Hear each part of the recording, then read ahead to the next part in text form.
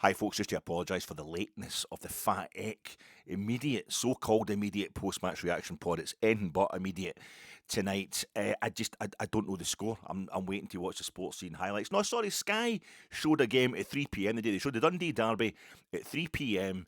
I know there's exemptions to the UEFA Article 48 on the blackout, the 3 p.m. live broadcast blackout. I know during the festive period fixture congestion there's exemptions. You can show certain games. But I've had enough of it. As a match-going fan, if somebody's got a season ticket for an SPFL Premiership club, I seriously, as a point of principle, I've just decided to boycott Sky altogether today. I'm watching nothing on Sky Sports News, so I haven't watched the Old Firm game yet. I'm just waiting for don't tell me the score. I'm going to watch it as live. I'm just going to get it via Archie McPherson. So don't tell me, I don't know what happens. I hope we win. Really important game. Really hope we win. But it's just to let you know, it's bad enough that the preview pod, it didn't go out until the early hours of Saturday morning because it's such an important game. There was so much riding in this, wasn't there?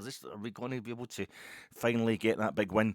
Beat Celtic at Parkhead at a time when it actually counts and that kind of stuff. So that ended up being like an hour and a half long. By the time I'd put together all my thoughts, I had to write stuff down. There was so much going on in my fat brain, or my fat head, my tiny brain, and I had to write it all down. And by the time I actually got it spouted out onto a video and then got it uploaded, it was a back of midnight, and the kick-off was at barely 12 hours later. So thanks so much to everybody who took the time to listen to that between like midnight last night and kick-off today, which by the time you see this was probably kick-off yesterday. You know, it's basically in honour of the game kicking off at 12:30 at Parkhead. I'm going to have the post-match, the immediate post-match reaction pod going out at midnight. The other 12:30. So I object to that. That's my story there. I'm just going to keep you up to date. But also waiting for a statement. Samantha, have you got that statement? You said there was going to be a statement coming in. Oh, you've got it. Or Deborah's got it. Well, could you tell Deborah she's called Eiley now? What about her sister, Pamela? She's Argyle. She's called. See these posh types. I can't pay interns, so I have to get all these ones that mummy and daddy pay for them, all the posh ones. A few more guy and bears down, but some of the names and the pretentiousness. Well, could you tell whoever, Aaron or Brodick or whatever, to bring in the statement, because it's an actual written statement. That's quite. Oh, Farker's got it. Farker, have you got that? Ah, right. Okay, thanks very much. Oh, so it's just addressed to Fat. There's no stamp in this or anything. It's just addressed to Fat Egg. It's coming in an envelope, so it's not come for the Royal Mail. No, this was hand delivered. Did you see who it was that brought it? No, of course he didn't. You know, he plays rugby and all that, but can't he just chase somebody down the street to find out who? But you saw them through the window, right, from behind. Okay. What did they look like? Skinny but taller than you'd think. Skinny but taller. What do you mean? They just had a kind of, you expected them to be skinnier than they actually, because of their frame. You expect them not to be as tall as that. Right, okay. Did they have kind of thick hair? What age are you talking about? Mid to late 30s, probably airing towards the mid 30s. Around about 36, about to become 37. I think I know who this might be, but you only saw them from behind. Did they have a lot of hair? Thick black hair? Aye. Was there a wee bit sticking out at the back? It's quite a tidy haircut, but there's a wee bit sticking out like it needs somebody to kind of wet their fingers and pat it down a bit. Aye, it's Danny Röhl. Danny Röhl's hand delivered this. Well, that's something else. I should have thought this through. I'm going to open an envelope now when I've got a microphone in one hand, but we'll just open this envelope that's been addressed to us here. Fat Eck. And statement from Danny Röhl. Please turn over. It's very formal statement. What does this statement say? Win. Danny Röhl has delivered a statement win. Danny Röhl has delivered a statement victory. Danny Röhl has delivered the statement win that he needed to deliver to get us going. And the best derby, the most fantastic comeback. Oh my God, it looked like it was all over. Look at us now, derby win of the entire festive period, 2025 into 2026, was a New Year's Day at Vale Park when Port Vale beat Blackpool 5-1 in the Stanley Matthews derby. I know Stanley Matthews, Stoke City versus Port Vale is more likely to be the Stanley Matthews derby. He played for Stoke City twice, and he managed Port Vale. But who did he play for between his two spells at Stoke? Blackpool, that's right. We discussed this recently. He played for Blackpool, famously, finally, third time I ask, and he wins the FA Cup final with Blackpool, the Matthews Cup final, because he played so well, and despite the fact that other folk were scoring hat-tricks. In 1953, wins the FA Cup. And where did they lose? Where did Blackpool lose their FA Cup? Didn't retain it in 1954, did they? Who beat them? Port Vale. Following season, he goes back to his home. Stoke-on-Trent is made up of 6 different towns, but maybe he goes back to his neck of the woods, his own neck of the woods, and it's Port Vale. A famous Stoke player goes to Vale Park. It's packed, 49,000 there. And Port Vale, then of the 3rd Division North, and they were absolutely romping that 3rd Division North in record-breaking style. But they beat Blackpool. They pipped Blackpool and Stanley Matthews out the FA Cup. Unbelievable result. Absolutely sensational. So that's when Blackpool turned up at Vale Park again on the 1st of January on, Thursday there. It's a Stanley. It's a derby as far as I'm concerned. But Port Vale are bottom of League One, well bottom, getting cut adrift at League One. So they just sacked Darren Röhl. They sacked their manager because just things weren't improving under him. He's had a terrible run. They just sacked him. So they're playing Blackpool without a manager at all. Is that going to be worse? That must be worse. Sure enough, Blackpool score early on in the first half. I think Port Vale equalised before half time, but just before half time, Blackpool got a player sent off. Second half, Port Vale go ahead. They score another. They can't win for toffee all season, and here they are, 5-1. They eventually beat Blackpool 5-1. That's sensational, and it just completes the mystique, the mystery. Port Vale, quite clearly the most exciting, the most mysterious. It's all about the mystique. For me, I was discussing this recently. I've been to the Bernabeu. I've seen Real Madrid winning the Champions League at hand, and the Zidane goal and all that. We've all been at the Nou Camp, haven't we? All been at the Nou Camp. Saw Rangers in the Champions League earlier against Messi and stuff like that. They're all the telly, they guys. Port Vale, 113 years have been in the league. Never played in the top flight. They never get in live games, and they're never in live. Maybe the Autoglass Trophy, or whatever. If you watch that or something, but you never see anything about Port Vale. They're there all the time. Their name, they come from Burslem and Stoke-on-Trent, but they're called Port Vale. It's like Rangers. You don't think about it. You know Rangers, in the back of your hand. They're inside you, Rangers. Really, you're inside them, and but it's just you don't really think about the fact day to day that we're called Rangers as opposed to Ibrox or Govan FC or something like that. It's just about Rangers, named after an English rugby team. Well, Port Vale are named after a vale of ports. A vale of ports. And it's canal ports. They're not named Burslem FC or Stoke Rovers or anything like that. It's absolutely gorgeous, a gorgeous name. It's obvious now when you say it. Available, it's beautiful, a beautiful thing. And they play in kind of white with black shorts, and they've got like some kind of yellow around about it. But you go to the ground, and I was at the ground 2 Sundays ago, and the sun. It was raining everywhere else in the country. My wife was telling me, but I was down there. I've been to see Stoke City on the Saturday and the Sunday before I went back up the road. I nipped out to Vale Park. Turned out it was open for a Santa Dash, a charity thing. I go in, I go to see the whole thing. I go to see the place. It's the most beautiful, mysterious ground. It was supposed to be the Wembley in the north, with a capacity of 75,000, but they built it in 1950. Port Vale were famous for having moved ground. They were one of the few teams. They, Hull City, had moved ground since the Second World War. That was a really strange thing up until the Taylor report and what have you. But see, Port Vale, beautiful ground, in the sunshine, absolutely gorgeous. And I'm thinking, I'm coming back. I've never seen Port Vale. I've seen Real Madrid. I've seen Barcelona. I've seen Man City, Man United, Liverpool so many times. I've seen them all. But I've never seen Port Vale in the flesh, and here it was in their ground. And the mystery just increased. The need to see them in the flesh just increased. Nothing. I'm watching the results now, and they're cut adrift at the bottom of League One, but they pumped Blackpool 5-1 without. They sacked Darren Moore, ex of West Brom, ex of Sheffield Wednesday, I think as well. Darren Moore. They sacked Darren Moore, and then they go to there and they win 5-1. And I can't wait to go down there and wear my hat, my Harlander Wolf Welders hat that Finlay's a legend of this podcast. Finlay Cameron there, a man from the Carrick Fergus.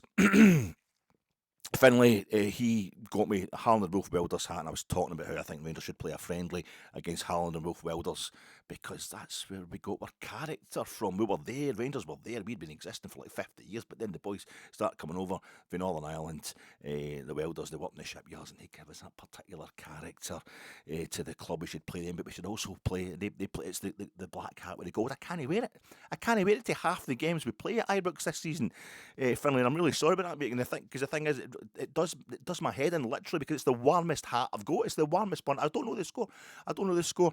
For the Old Firm game of the day. It's the warmest hat I've got. The Rangers one I've got that I've worn the past few pods, few outside Ibrox, it's really thin, there's a metaphor there for the taking, but it's a great hat, but it's like Livingston colours. We play Livingston at Ibrox this season. I think Rangers fans, in passing, if you're raging and you're a wee bit colourblind, whatever, after we've had points taken off us at home by Dundee United, think that looks a bit Dundee United-ish. That's kind of hat of Dundee United, kind of yellow with black, even though they played the tangerine in the black. Motherwell, it might look like kind of Motherwell-ish colours. There's other teams in the like St Mirren. If you're not interested in St Mirren, it's red. It's St Mirren's third colour, but you might think, maybe they've got a yellow as a third colour. St Mirren, maybe they've got yellow as a fourth colour. I don't know St Mirren's colours. It's black and white mainly, but you think, it's a St Mirren hat. And I'm worried if St Mirren took points at Motherwell, really Motherwell-ish, the yellow and the black. Not to a Motherwell fan, but to us that don't really care about other teams. But it's really spot on, 100% spot on Port Vale. And I think Rangers should have played Port Vale in a friendly. We played Stoke in that friendly. The Loving Cup ceremony, you're going to see Ibrox on Tuesday night. Probably at half time in the Aberdeen game, and it's because they got the Loving Cup from Sir Francie and Josie, who was the president of Stoke City when we went down there for the disaster relief fund, the pit disaster, Holditch Colliery thing, and we drew 0-0 with Stanley Matthews at Stoke City. I think we should go down to the other team and Stoke-on-Trent and play them, because we were going through the financial troubles, play Port Vale in a friendly, because we were going through the financial troubles in 2012. Port Vale, Neil Patey, he was on every night, every day on the news, and he's on Sky Sports News, and he's talking about us, and he's wearing different coloured ties, and he wore red ties and blue ties and green ties. I think, is he rubbing this in? But he wear a gold tie, wear a black tie. I think it's Port Vale as well. Port Vale were also in deep financial doo-doo in 2012 at the same time as us, and I just felt an affinity with them, and I already had a romance to them because I'd read stuff about their stadium. I'd seen pictures, but I'd never been down there, and they don't get. So that's when they went out there and they won on New Year's Day. They beat Blackpool 5-1 without a manager, having sacked an experienced manager, a decent player as well, Darren Moore, and it just turned them round, and they won 5-1, and it is absolutely fantastic. How you doing, folks? This is your Fat Egg immediate post. We've conceded in our last two games, so that's the clean sheet record, absolutely destroyed. Asgard hasn't scored today for the first time in 3 games. In fact, he didn't even make it into the second half of the game. So where the goals going to come from now? Who's going to score goals for us now? That's another nightmare to worry about. We're still stuck in third place. I mean, we're usually at least in second at New Year. Sometimes we slip into first place and kid ourselves home. We can actually win the league. We're still in third place. Haven't moved up any in the league. And Celtic haven't beaten us in the league since September 2024. So us winning against Celtic the day in the league is no big deal. Why is everybody so excited? Reaction pod coming to you in association with Jersnet. Check out Jersnet. It's this Sunday night, 9:30, the flagship show. I haven't even watched Alan and John in the preview pod because I was too busy yakking myself and posting my own pod. I haven't had a chance to watch that. So at the end of that, they'll tell you who's on the podcast on Sunday night. Doesn't matter who's on, because they're going to be great, because they're going to be buzzing, and they're going to be talking about best Rangers result of the season so far. I'm sponsored by Jersnet, and I'm also sponsored by the sun, that glorious lamp of heaven. The sun, the higher he's a getting, the sooner will his race be run, the nearer he's to setting. It was Glassholm. He gets in touch with me today, just before the game. It comes up on my phone. He gets in. He says, something you said in the past is worrying me. You said the son's a Catholic. And I thought, I did say that. I was so chuffed about the fact that somebody had actually remembered something, even something particularly so daft that I'd said in a podcast before. A few months ago, a year ago or something like that I forgot to actually check the fact that it was sunny outside. We were playing Celtic at Parkhead in the sun, and that's a terrible. When's the last time? The last time you can think of Rangers beating Celtic in the sunshine at Parkhead, and you can think we won the last time we were at Parkhead. That was March last year. Maybe it was daylight through the whole game, but it was a Sunday kind of lunchtime kickoff. But it wasn't sunny. It was dull, wasn't it? It was dull. Rangers don't win in the sunshine. Celtic always pump us in the sunshine at Parkhead. They always win in the sunshine at Parkhead. Rangers don't win sunshine. And the last time I could think of us winning in the sunshine at Parkhead was 1979-80, the first All Firm game in 1979-80. You know, Alec Miller, it's the crazy shot for the edge of the box, just takes it to Willie Johnson on the thing, Tom McAdams he'd, and he just shies it, or Davy Province he'd it is, and he just shies it in, and in comes Alec Miller, boom, top corner, last minute, 2-1. Jim Bett scored for us as well, and that was the last time, 79-80. And I went to my first game at Parkhead probably 2 seasons later. I was only 10 at that time, that was great. We didn't win at Parkhead in any kind of weather for another 9 years after that. We shouldn't win in the sunshine at Parkhead. This is just asking for trouble. Really, really bad omen. But thanks anyway, Glass Home. My name's Alec Anderson. Whoa, here it comes. That funny feeling again, winding me up inside every time we touch. Hey, I don't know. Oh, tell me where to begin, 'cause I never ever felt so much.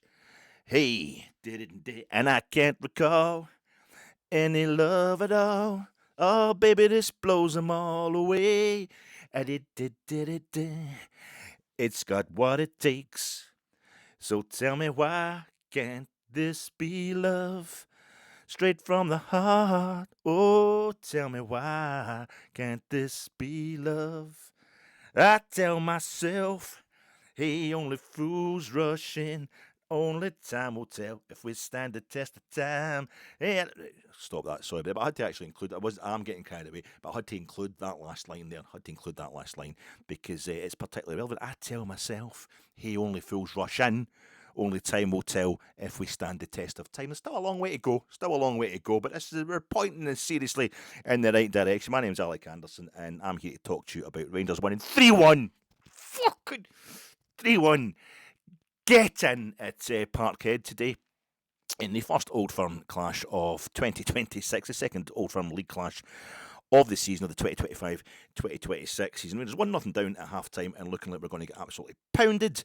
We're getting pounded and turning it around in the second half, winning by 3-1 to go level on points with Celtic. One more goal would have gone above them. But no, slipping up already, ruining it already, and stay 6 points behind Hearts. Hearts winning 1-0 at Livingston today, so everything's a lot hunky-dorier than we could have expected it to be when we had to sack Russell Martin at the beginning of October 2020, since we won 2 in a row at Parkhead. 2020, and that was Steven Gerrard did that because there wasn't a second in the 2019-20 season. We won there in the festive period game. I can't remember, was it Hogmanay, the 3rd of January? I can't remember. We won there in the festive period game. A couple of cracking balls for Borna Barisic, Ryan Kent, and the big. But we won there 2-1 that time, and we were supposed to play them again at Parkhead towards the end of the season. But of course, COVID came in, lockdown, cut the season short. Celtic awarded the title because who else was going to win it? We completely horsed the title the following season, and we went back to Parkhead. Nobody they delayed the first Old Firm game the following season. Celtic were really struggling, and for some reason, the first Old Firm game of the season was they played until October. The following season, that first Old Firm game of the season was due to be at Parkhead, and we won that 2-0. So that's the last time. That's the last time we won 2 in a row at Parkhead, and the second one in a row was the start. It was a title-winning season. So there's a wee owen for you. The reason this pod is so late is because I fucking don't know what to say. Honestly, I'm so used to dealing with crisis, so used to explaining how things could be alright. No, listen. No. See, this happens and that happens, and that compares to a scenario that happened in 1914, and that's one that happened in 1978. And it all ties in together, and eventually we're going to be okay. If you multiply it by 10 to the power Kelvin, it's going to be absolutely fine. We'll be fine. This is fine. It's only for a night. Even the gaffer today was saying, even their gaffer was saying, if we drop into Aberdeen on Tuesday, it was all worth fuck all. But it's just so nice to have nothing to explain away, nothing, just the game itself does all the talking for us. So obviously this will be a really short podcast. I don't think so. We deserve this, Trips. We deserve this. I usually have so many, even though we haven't beat Celtic since 2024. Celtic haven't beat us since 2024 in the league. That's a Freudian slip. They have beat us a couple of times in the League Cup. They haven't beat us over 90 minutes at any point since September 2024.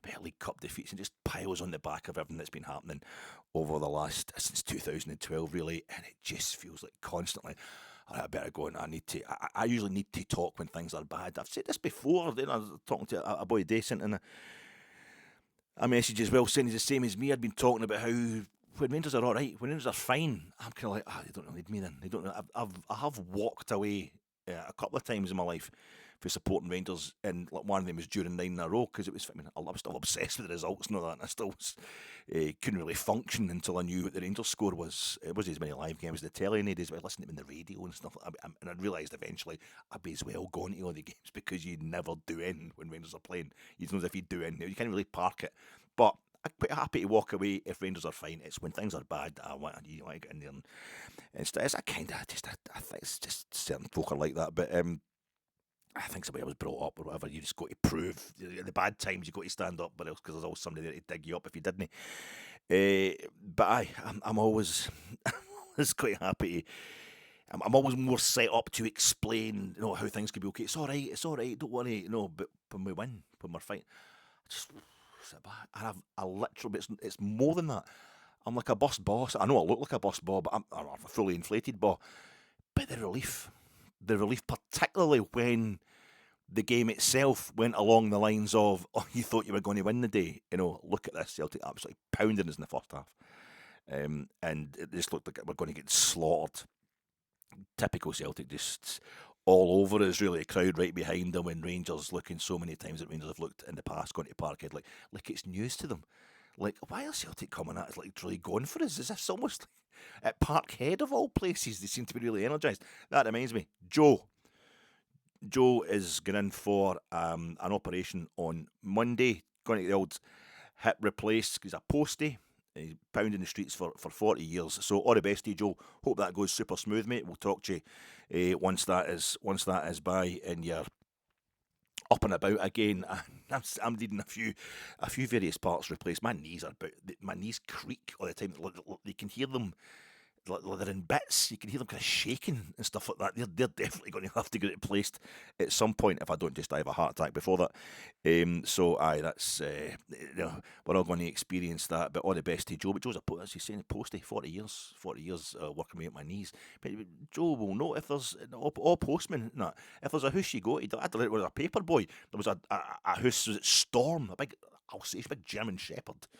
They called it Storm, and it had a fully glazed side door in their kind of posh house on Staff Witches Lynn, Tap of Witches Lynn. What was that bit called? North Crescent. That looks out Drossen, looked out over the bay. Beautiful part of Drossen. Looked over the harbour and all that out to Arran. But I used to hate it because there was this dog. It would come and it would run at you. You could see it belting through the kitchen. This fully glazed side door, and the letterbox was right down the bottom. It's on the other side of the glass. It's on the other side of the glass. It was like, kill you. Pull the newspaper out your horn for the other side, and you could feel the power. You could feel the hate it had for you. One time, the woman, she was like, "Just let him come out and talk to you. If he gets to know you, he'll not be barking at you every day." And I'm like, "No, sorry." But she opens the door and lets him out. But she's kind of like, stop, just, I think he's trying to lick you. He's trying to rip my throat out. Anyway, I feel like postmen are like, if you go to a place you know that you're going to get attacked, they're going to go for your throat every time. You get cautious. You watch yourself. Postmen, I'm pretty sure, can just refuse to deliver mail to somewhere that's got dangerous dogs. There's something that's going to go for their throat. Rangers seem to be walking in there going, "Oh, Rottweilers, lovely. No, that's nice. No, here you come on, who's a good boy? Why is it ripping my throat out? I'm thinking there's a pit bull behind me. That cuddly pit bull's having a go for me. That's the way we've so often, we date Pittodrie as well, by the way, turn up there as if nobody's ever mentioned the fact that Rangers aren't liked and that this team really wants to beat us in this particular stadium. And that's why it was gone in the first half. So it reminded me, it was one last kind of blast of all the worries and all the anxiety we've had over the last 13, 14 years in particular. Since we're back in the top flight, it's not as long, but a good decade of just, why are we doing this? Why are we turning up here as if we don't know what's going to happen? And for it all to turn round. And I'd predicted 3-1. I predicted we were going to win 3-1, but I didn't predict we were going to win 3-1. My balls felt we were going to win 3-1. I predicted, the head was predicting 2 each. And like University Challenge, I'm not very good at University Challenge. I don't get a lot of questions right, but I can get some questions right on University Challenge when I'm watching that. If I was to play for Rangers, though, I would have a heart attack coming down the steps of the team bus as we arrived, wherever we're arriving. I would have a heart attack, a massive cardiac event in the warm-up before the game. I would just stretching to pick my jacket up in the locker or whatever. I would have a massive cardiac event. So I'm better. My brain isn't brilliant, but it's still far better than my heart or my balls, really, what I'm feeling. My balls are particularly useless because I know, like, youngsters out there, and it's all old guys like myself that watch this, so I'm quite, young 50-odd-year-olds like myself that watch this podcast. So you'll know what I'm talking about, and a few that your wife will know as well that watch this podcast. When you're a young man, you're like, oh, I wish my genitalia was like down to the ground, and you don't realise. Don't worry about it, boys. It will be. It's just maybe know the part you were using. So my balls are just like dragging across the ground. They've got absolutely, there's no use. They don't know how to predict a Fitbit result. They're detached from reality, literally almost just hanging on by a very long thread to reality. So I should never trust my balls, what they're predicting. I was like, 3-1, you're full of shit. We're going to be lucky if we don't get pumped 5-6-0 here. It turned out we did win 3-1, but it was just the relief. I've just been sitting there going, oh, thank God. Thank God. Needed that so bad in the long term, and in the short term, the way we went through it was great. It was great by the final whistle. It was just like, oh, thank feck. For that. Right, did the earth move for you, Nancy? How did that game go today? I better get some actual stats. Yeah, I think that song, this isn't going to be a very good podcast. It's going to be all over the place. I don't really know how to cope with meaningful victories over Celtic very well. Need to get used to it. But that's here it comes. What's it called again? This is Love. Why Can't This Be Love by Van Halen. I just kept playing that during this. I remember it when it came out at first, which was probably around about 1985, 1986 or something. Van Halen, When This Be Love. It's quite cheesy in terms of music in general compared to a lot of the stuff that I usually like. Van Halen, dexterous, the whole kind of the guitar stuff, absolutely amazing, but no one of my favourite bands ever really into it. But in that song as well, it's got a week, and it's very like the game today. I thought that song, it's got a kind of it's quite. Why can't this be love? Straight from the heart. Oh, tell me why. Did it and did it and did it. It's all very fiddly dee, diddly dee. Did it, diddly dee, bum. It's quite cheery, jaunty, empty kind of song. You might even say it's a bit not upbeat, like a bit. Oh, a Baran would go quite well, that kind of stuff. Whereas there's also a different bit which I love. I can't get away from it. I kept listening to it. I kept putting it on my phone in Berlin during the summer. I don't know if it's in Berlin, in Germany, land of metal, even though it's not particularly metal. It's kind of hair rock. But here it comes, that funny feeling again. The verses, they go down the way. Somebody who basically knows any of the basics of music will be able to tell you what it is. The descending notes or whatever, but it's really dramatic and it's really quite kind of Sturm und Drang. It hits in. It's really nice. Quite serious, but then it goes into this total diddly diddly diddly dee type bit. And that was the first half of the day, was the kind of diddly diddly diddly dee. I hate this. I hate the sound of this. It's too cheery, it's too jaunty. It's Celtic at Parkhead. They're all screaming in our faces and jumping up and down and stuff like that. So we're getting but then with the second half, hey, here it comes, that funny feeling. It's just down, Rangers just bringing it down, bringing the whole stadium down. Earthy, entertaining, the stuff that will last you forever. The starting 11. Last night I couldn't even predict the starting 11 because I didn't want to. The preview pod I'm talking about, I didn't even want to predict. I didn't want to say what had to be said, which was like Tav should be dropped. I mentioned it. I thought Tav could be. I kept thinking, well, what about the free kicks? What about the corners? When we're relying, that was been talked about in the pre-match press conferences from Ibrox and from Auchenhowie, talking about how we're starting to score goals from open play and the set pieces. Scott Fry, the set piece coach, number now on to secondary balls when set pieces don't go straight in. We kind of convert them straight away. Well, we know how to pick up in secondary balls. That's like the goals we scored the other night against St Mirren. 2 of them secondary balls at free kicks. So we need the delivery for the free kicks. We need Tav. But we know he's no the greatest, especially against Dyson Maida. His legs seem to have gone, Tav, and he was in a downer. He was in a downer in the press conference yesterday. They put him out to the press, and that's it. He was dropped. It was announced this morning, the starting 11, and we're going for it. We're playing 4 at the back. We're not going 5 at the back. It was because I just couldn't. It sounded stupid to say it. Dujon Sterling, John Souttar, who have got about 2 minutes of football between them in the last, Dujon Sterling has even played a whole game. That's his first whole game of the day. He'll played a whole game for 10 years, it feels like. And then there's John Souttar, who hasn't played 90 minutes in the last total in the last month.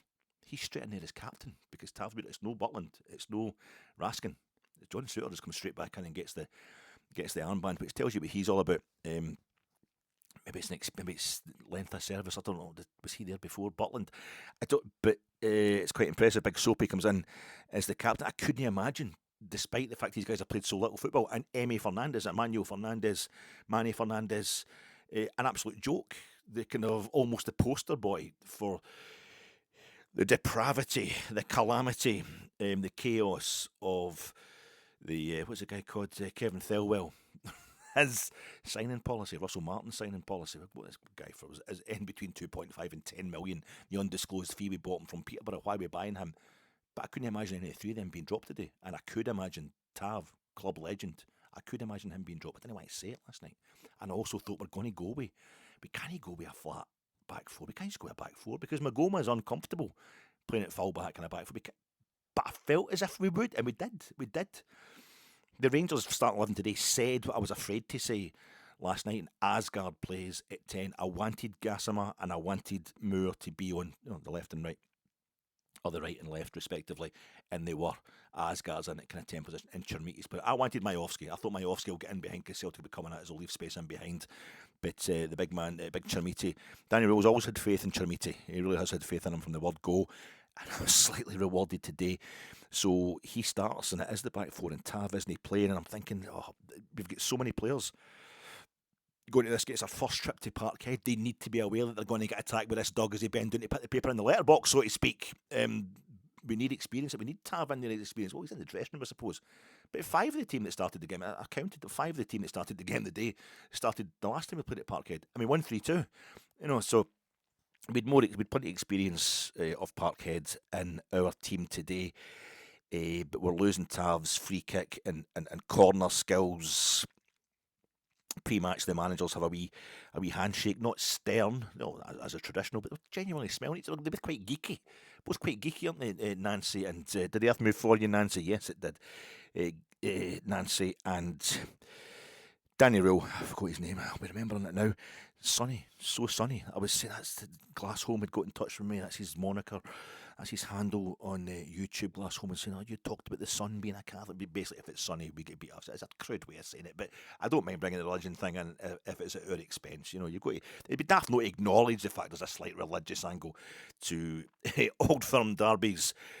But the sun was bathed. It was bathed the whole north stand, the old jungle. They call it still the jungle stand, the north stand, and it was going right up to the kind of top corner of the old Celtic end. It's still the Celtic end, obviously that part of the ground, main stand in the corner, the Lisbon line stand right around the corner. The Rangers fans are. That's all in darkness. Most of the Jockstein stand, the Celtic end, that's on that. Lovely minute silence for John Robertson, who I forgot to mention John Robertson played in the first international football match I ever went to, October 1980, Scotland against Portugal. 0-0, John Robertson played in that. Archie Gemmell was captain that night, Souness and Dalglish and Alan Hansen on the team. John Robertson, Archie Gemmell's captain. He was playing for Birmingham by that point in time. But beautiful sunny day. Jack Butland is in orange. He's all in orange, and off the game started in the first 4 minutes. Rangers dominated without really creating anything. We're winning the physical battle as planned. 4th minute, big Emmy Fernandez is a kind of flying arm or elbow out in the touchline at the main stand side on Engels, and I'm worried about a VAR check as Engels rolls about on the deck. 7th minute, Asgard, who gets sent off the last time we played Celtic, Hampden League Cup semi-final. It's a yellow for Thello as he lets McGowan get away from him around about the halfway line. Has to pull him back, so that's great. A great start for Asgard. 9th minute, Kenny gets in. Kenny of the Celtic, he gets in behind us really easily, flashes it across the face of the goal. First real chance of the game, and it just looks like this is suddenly. Celtic had started tentatively, they started nervously. Obviously, they lost their last game. They've lost 5 out of the 7 games they've played under Nancy. He's under pressure. He had like a 7-minute answer to one question. His press conference yesterday was as bad as one of my pods, by all accounts.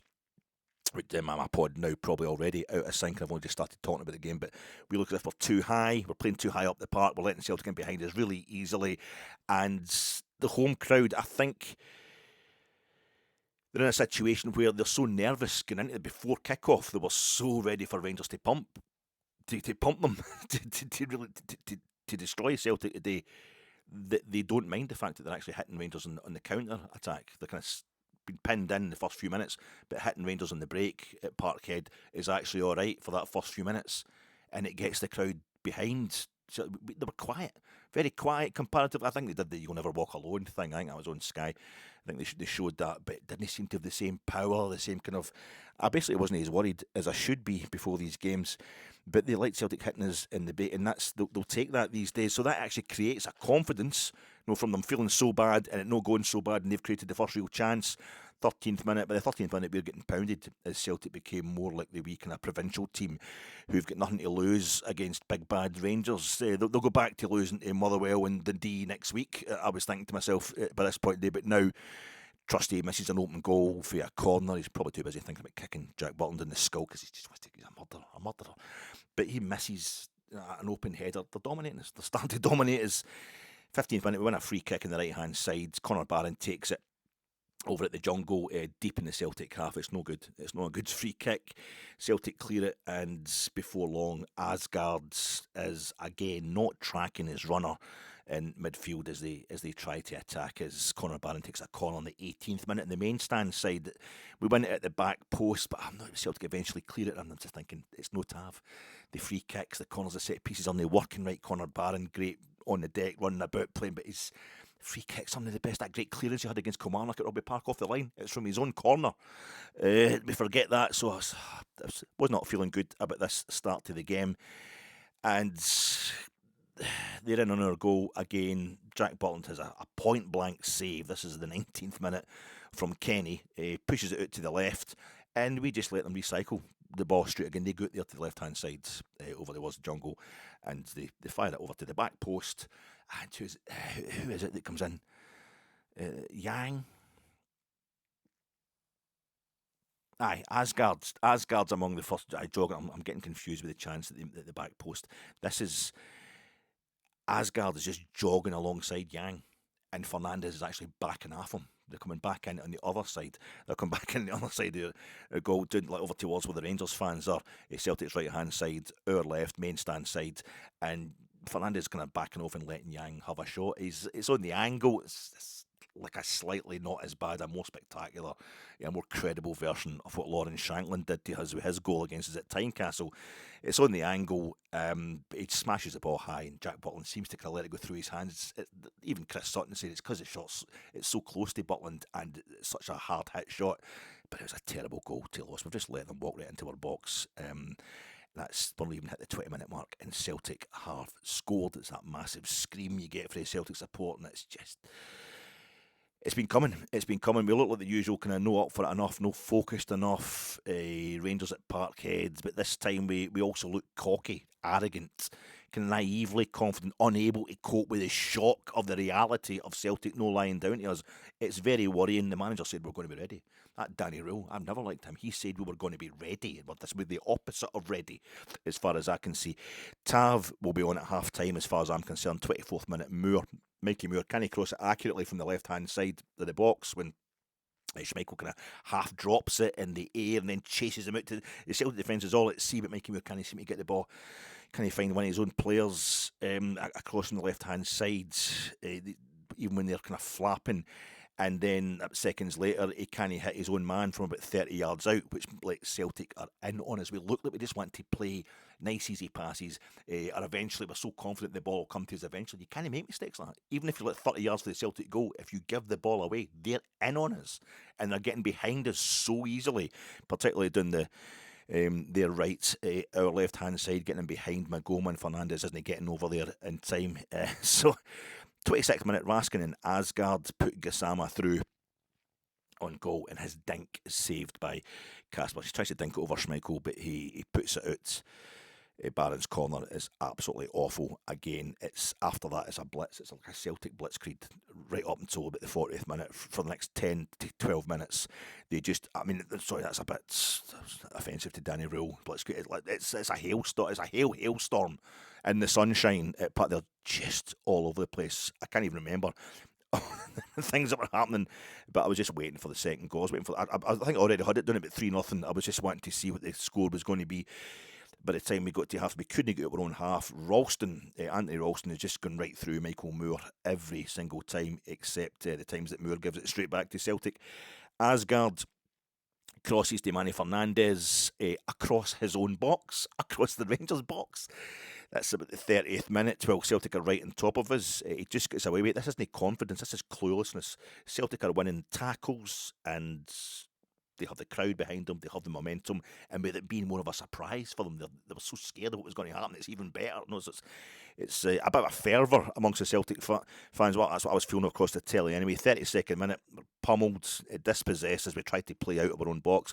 Celtic play a quick one-touch passes round about us. Yang has a shot from the edge of the box. Butland saves well down to his left. This is the bit I was thinking about. Celtic get to the ball first, out on the left-hand side. We're just watching them, really.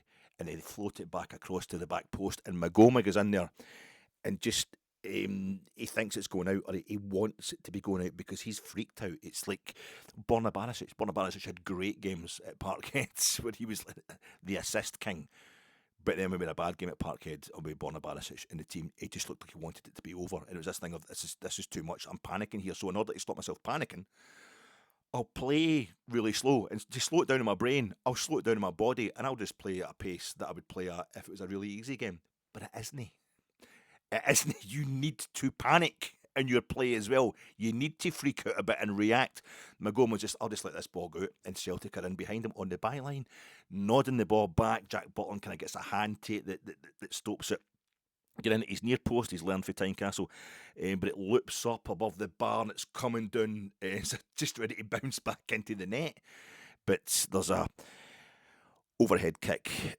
Big Fernandez kind of injures himself with the overhead kick, so we're going to get a breather while he gets some treatment. Nah, I think the confidence destroyed is worse than like a caution realised. We're freaked out because I think we're badly prepared. I think we look like we went out there expecting this to be a lot easier. I don't know who's given them that idea. It's going to be easy at Parkhead, probably Wilfried Nancy, but it was even last night when I'm talking about, my brain was saying 2 each. That was the best, that was the most realistic score. I was kind of predicting the more realistic score, and it looks like I was dreaming of 2 each at this point in time. I've contributed to it, maybe. I've contributed to this general feeling that Rangers are going to go. It's like because we want it so bad, we just believe that that's the same as it's going to happen. We're going to go and thrash Celtic at Parkhead. The opposite was happening. It's like you've gone out there. If you go out there thinking, right, we're no any great shakes, and we're not a great team at this point in time, Rangers. Great attitude, great focus, all that, but we're not a great team. We're getting so much better, but still not the real deal. I think if you go out there knowing that, you've got a much better chance of doing something. Whereas you go out there thinking, this is going to be easy. It turned out it was by the end, but it looked like that, having thought that, it was just making our performance in the first half even more lackadaisical. It was like a collapse almost. 37th minute, Butland gets down well to save a Yang header. 38th minute, Chermiti outpaces McGowan to the Celtic byline. It's a poor cutback to no one. And I'm thinking, it's a respite, but that's indicative of how bad we are. Chermiti's getting to the byline, outpacing McGowan, cutting it back to, it was a wee indicator. Didn't realise at the time it was a wee indicator of what was to come. 43rd minute, Chermiti gets elbowed by McGowan, probably remembering what he'd just been outpaced by him. Out in the kind of jungle side of the park over on the touchline, Barron free kick into the box, reaps nothing as usual. Is it just his deliveries? Are we not getting the movement right? I don't know. But from the 43rd minute to the second minute of first half injury, 2 minutes of first half injury time, from the 43rd minute to the 45th plus second minute, Celtic had another attack. We nervously kind of repel it, but wow, I mean, we really do dominate that last, the final 2 minutes plus 2 of injury time. Ralston keeps hitting Mikey Moore, hard tackles, but Moore does keep going. He does keep getting up and going back in for more. He's a robust young man, Mikey Moore. We win a corner after Kenny of Celtic has given the ball away. Kenny of the Celtic, that's a St Anthony's fan That was that Twitter account, really bitter stuff. But he tries to backheel the body one of his midfielders or defenders for just inside the Celtic half. Kenny, we get in there, and we'll work it out. I think we kind of we win a corner eventually, recycle the corner, and Asgard does. It shows a nice bit of kind of young man skills, the stuff you see at the fives for the young dudes. It's the old step over, turn, flick, and lay off, all in the one kind of pirouette move from us recycling that corner. And the final insult of the first half is Chermiti is not flagged. The ball comes through to him. He's out wide in that right hand side again over at the jungle side of the pitch. And you can see the linesman, you can see the assistant referee on the telly. So when you can see when Chermiti touches the ball, and it's that I'm still old man mode. I'm still at that point where refs started well before VAR, when refs or assistant refs only flagged when an opposition player had touched the ball. I've just got used to the fact that you have to wait for the player to touch it. They used to flag as soon as you ran offside. Then they did that thing of they would only flag when you seemed... Anyway, the whole point is the flag didn't go up when Chermiti touches the ball, and I've forgotten the VAR protocol. So he plays the ball in, Mikey Moore comes in, back of the net. I'm like, Chucking, yes, because I needed it so badly. And it's like, before I've even got from the E to the S of yes, it's been ruled out by the flag goes up, and VAR, of course, rules it out. It's just that protocol, but it felt like a piss take. And you've got to wait until the move's completed, just in case your lino or the ref has got something wrong. You've got to let it play out. But it just felt like the final insult, the final piss take, and my only kind of hope was that Celtic had actually knackered themselves, because they were fucking playing us off the park. I'm knackered just watching all their attacks. Put the fear of God in. Is at this point half time. And for the second time out of his 2 Old Firm games in charge, Danny Röhl's 1-0 down, and his side looked like they're playing with a man short. And most unforgivable of all, we again looked like we weren't ready. No, in the League Cup semi-final, Celtic were so up for it for the first whistle. We had to play our way into the game slowly, and by that point we're down to 10 men. But again, we want an Anthony Ralston in our team. And he's filled out again. I noticed that in the League Cup semi-final. He's a big unit now, Anthony Ralston. I was there when he scored his first goal for Scotland, Anthony Ralston, against Armenia at Hampden in the Nations League. But then, of course, he had a bad moment featuring Switzerland and Cologne, Xherdan Shaqiri, and it looks like he's tried to become Xherdan Shaqiri, except taller. He's totally filled himself out. He's a big unit, and he's just using it to throw himself into. And for a naive football fan like myself, not really understanding the modern game, to me that looks like that's what we need. Somebody who's thrown himself in there, no pissing about and like taking their time and picking passes and things. I want somebody who just gets stuck in. So that's a shocking indictment. I'm wanting Anthony Ralston in our team. Half-time, Diamandi comes on for Asgard. For me, I'm thinking that's good. Get a prick on for a naive. And he's not doing it, Asgard. He's just no up to speed. He's no putting the boot in. There's a big unit as well, but it's no happening. Big Jack Butland's going to be performative team spirit in his post-match interview, which is absolutely loving it. To Luke Shanley after the game, and he's saying maybe they change at half time, but of course it was only changed because it was a yellow for Fellow. Asgard was on a yellow card early doors. That's probably the only reason it get changed. But we bring on Diamandi, who himself had get subbed off at half time. We are booking at Tynecastle in our previous opportunity at winning a big game, at getting a statement win. And on comes Dio, and the second half starts. We piss about in their half, as far as I'm concerned, just pissing about in their half. But I've got a bit of possession in Celtic's half, and by the end of that first minute of the second half, Celtic have won a corner. So I'm like, yeah, that was it probably. That's us blowing our gasket. Kind of performative stuff. We held the ball in their half for 50 seconds, and it ends up with a Celtic corner. Here we go again. Get the helmets on, get the crash helmets on. We then have the corner, I think, ends up getting kind of cleared out to Callum McGregor at the edge of our box. When it's Callum McGregor hitting a shot for the edge of the Rangers box ever been a concern for us? It just goes past the post. The Celtic are saying it took a deflection. It probably did. But in the 48th minute, that's when it changes. For me, that's when the whole game changes. It's the 48th minute. Please, folks, I know this is going to be horribly out of sync, this video. I will do something. I'm going to get a new camera and I'm going to get that sorted at this point in time. Just listen if you want to get into this pod. It's not going to be matching up at all with my fat mouth on screen. But this has got a wee way to go, this pod. I'm going to enjoy this anyway. You're making an old man very happy. But the 48th minute, it changes. Diamandi's already, he's been a bit of a prick. That's it, he starts being a bit of a prick. Fernandez knocks it forward from the kind of left-hand side of the back line. Raskin in the Celtic half has got his back to goal. He's out in the wing, the right wing, as far as we're concerned, and he knocks it back to the left wing. He knocks it back to Diamandi, and then he turns to go, but Magoma's overlapped up the actual byline, so up the touchline. So Dio goes to knock it back up the kind of inside left channel to get Magoma, but it's already a bad ball. It's not going to get to Magoma. It's not going to get to Raskin, but Raskin has pulled Engels. He grabs Engels by the arm off the ball, pulls him to the deck. Stephen McLean, referee, is right in front of him. So McLean straight away blows for the free kick. Celtic got to take a quick free kick, and Diamandi's up there like a shot. And so is Raskin. They know each other. They're the busy mates. They scored the 2 goals, the first 2 goals of the game. The last time we played Celtic at Parkhead, when we beat them there, they're loving it. The 2 of them hate Celtic. So they're right in there and tap of that free kick. No letting them take a quick free kick. Celtic get a bit upset about it. But Raskin's got Engels by the arm and all that. And he's right in the referee's face, and Diamandi's doing the same. There's a bit of pulling in that going on. Callum McGregor's in there, but Raskin, he's having a go at Raskin, but Raskin's shouting across McGregor into the ref's face, taking control of the game. They're just being streetwise characters like Lenny and like Bruni, you know. We're doing it. Diamandi and Raskin, we're dominating this game. We're dominating this ref. We're going to stop you. This is not going to happen. I might be over-egging that, but we did score about a minute later. Oh, Jesus. Yeah. Chermiti, what an expert striker's finish.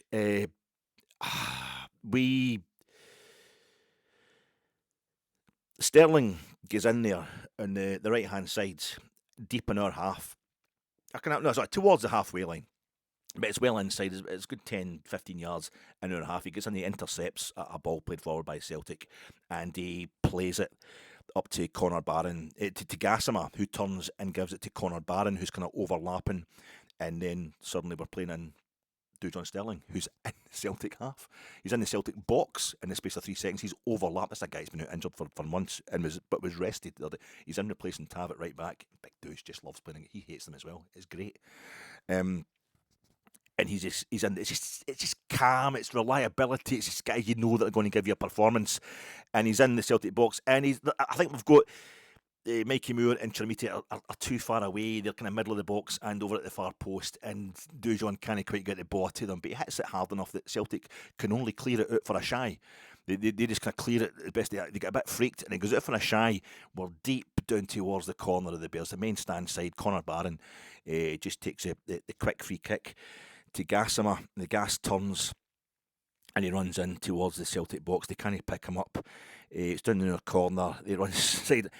Barron takes a short shy. Gassama turns. He runs into the kind of nexus of genius in that box, into the knot of staunch delicacy. Dio lays it off to Raskin with perfect timing, a kind of imperceptible touch of precision. I've seen the replay, and I think there might be a Celtic leg involved in there. Celtic players are desperately getting in. You're lucky. It's almost about the 6-yard box. It's between the 6-yard box and the penalty spot, but right over to the in line with the line of the 6-yard box. And it's like it's points in a graph. Diamandi's facing towards the main stand, but he knows that Raskin's cutting across him, heading for the byline. And because it's his mate, their buddies, I don't know if they room together and all that kind of stuff as well.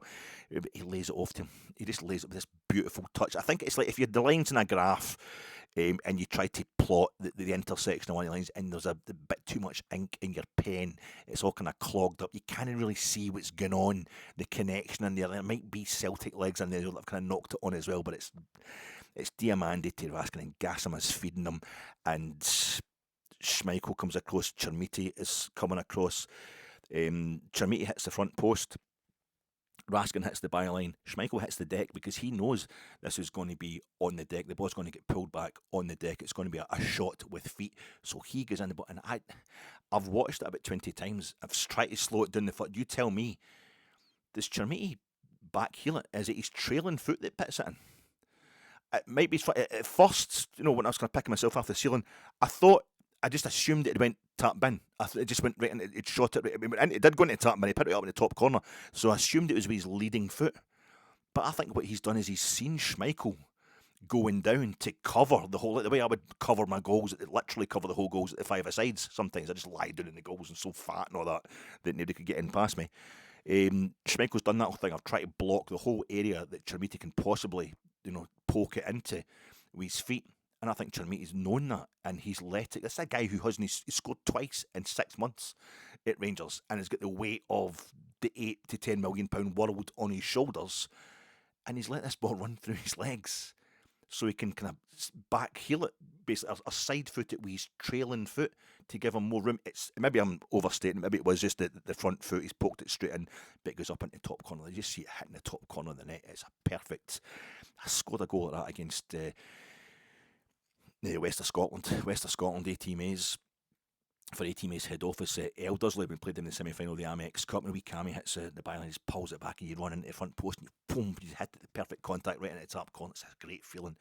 And Chermiti he's away, he's up there into the Rangers fans in that corner, and the game has completely and utterly turned around. That first international I went to, John Robertson was playing in. I was 10 years old. It was October. I was 11. I was still only about 5 foot tall though, and I was up the back of the old north enclosure beneath the north stand with my dad. And of course, I'm watching all the Scotland players. I'm like, oh, that's Ken Dalglish in the flesh. That's Archie Gemmell. Oh my God, that's not just John Robertson. This Graham Souness. I don't remember that. And there's 60,000 folk there. I'm like, just taking in Hampden and everything. It was amazing. First time I'd been at Hampden. First Scotland game. We were playing Portugal, and it was a kind of between a lot of famous players in that team, but not like they're between Eusebio and Ronaldo. Portugal at that point in their history. Not the greatest of Portuguese teams, but still serious opponents. And I'm quite captivated by their kit as well. It looks quite different, the Portugal kit. But one of the players was a midfielder. Remember that? Like a hard as nails looking midfielder. One of the right wiry guys. I remember him running about, and he had these black leather gloves on. I remember saying to my dad, Dad, why is he wearing black leather gloves? And my dad just like turns around and goes, it's his dad died. His dad was a coal miner, and he used to have to pull out the coal with leather gloves. That's how they do it in Portugal. So since his dad died, he's wore them as a tribute to him. That's me. Just making this up. He's just making it up. I believed it for about 20. If I'm honest, I still believe it. Kind of. This is my dad, the same guy that told me. I remember sitting. He's sitting having a hoff with Big Davy and that. My grand's second husband. His mother's second husband. We're running there. I think it was Easter or something, and King of Kings is on.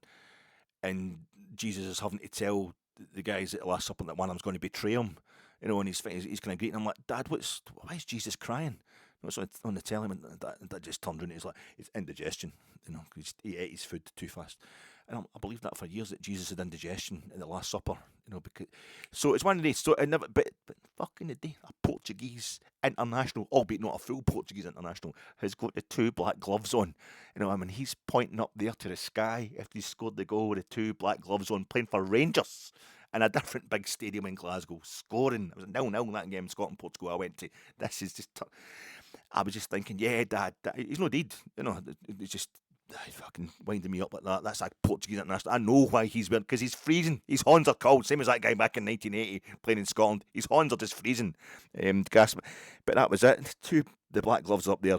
It's 1 goal each. McGowan plays it into Maeda, kind of inside left channel for Celtic. Butland saves, takes his ages to clear the corner. It's congested as anything. Inward box, 54th minute. Mikey Moore's on the break.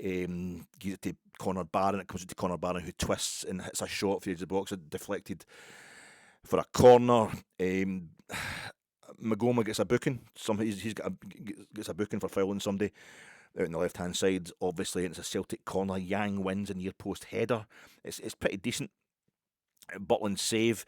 Celtic have not buckled. They've responded well to the fact that we've come back into the game. Yang zips it into the box. Yang zips it in, says Ian Crocker. Jack Butland kind of holds on to it as Kenny isn't too interested at the back post. This could still go either way. 59th minute goal. Chermiti, he scored 2 goals. He's turned it around. It's going our way. We're going to win this game.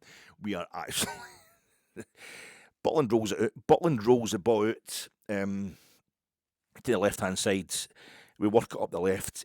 Dio plays it up to Raskin, but again, Ralston is on Nico Raskin. He's right on top of him on that left-hand side to the point. He's so muscular, he's so big, he's so chunky, so aggressive, Anthony Ralston. He's right up Nico's arse, and Nico pits it out himself. He pits it just under the sheer pressure of having Anthony Ralston right on top of him. That's just... He pits the ball out, and it's just like about 2 yards inside the Celtic half, and Anthony Ralston just goes, and he's just wanting to get right back in there. So he doesn't go for the ball that Raskin's just put out. He picks a ball up off the, the multi-ball thing. He picks it up off the cone thing that's just sitting there outside the park, and he's just, the camera focuses on Anthony Ralston's face. He's got the ball above his head, and he's got just the look of a rabid, like a pub bouncer who's just taking some speed and has got somebody that he's got a grievance against has turned up, and he's saying, like, he's just, and it's Callum McGregor's coming up to take the shot shy. Now we scored the shot shy with Conor Barron to Asgard, to Gassama, just 8 minutes beforehand. So let's see what this Anthony Ralston gives it to Callum McGregor, who gives it to Chermiti, who scores. It's fucking, they've gone. They have totally gone.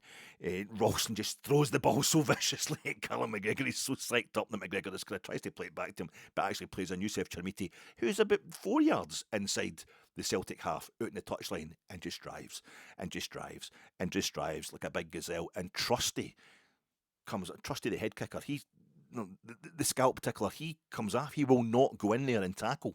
He will not tackle big Youssef Chermiti. He's guiding him in exactly the same way that Manny Fernandez seemed to be guiding in Yang for the first goal of the game, into the same goal in the first half. And he's looking at the corner. He's obviously going to go for the far corner with the right boots. Big Chermiti, he's driving in, he's on the angle, and he hits it, and Schmeichel gets a foot to it. Schmeichel's foot touches it, and it spins up in the air, and it's that way. You just watching it on television, you don't know where it's going to go. I don't know if it's going back into the fucking jungle, into the stand, into the north stand at Parkhead. I don't know if it's going over the bar. I don't know if it's going back up to the halfway line. It hits the corner of the net. It's gone into the net. It's gone exactly where Chermiti planned to put it. And this is getting off your feet stuff. This is as I say, I think it peeled off the ceiling for the first one. This time I'm getting peeled off the bedroom ceiling. So I'm going through the living room ceiling. I'm up in the. It's quite amazing. Youssef Chermiti. I'd say Chermiti was going to get a hat trick. My balls said in the preview pod, testicular guesswork was that we're going to win 3-1, Chermiti hat-trick. I threw that in as a wee Chermiti hat-trick. I think we've all been saying that today. Chermiti's going to arrive. Chermiti's going to make his name. He did. It happened. The hat-trick didn't happen, but we got a lot closer to that than we ever expected. Stay in the box, Alex. Stay in the box. Just stay in the, you're only good for goal scoring, you poaching get. Just why are you coming out? But when I was playing Sunday League, you're probably the same. If you're just a poacher, that's all I was good for. Get me away from my own goals. I just try to play centre half sometimes in this old Sunday League, and I was an absolute liability. So they put me up front, and by my own standards, a wee eye for a goal, a greedy get. I'm that with the food and the drink, so I was like that when it came to goals as well.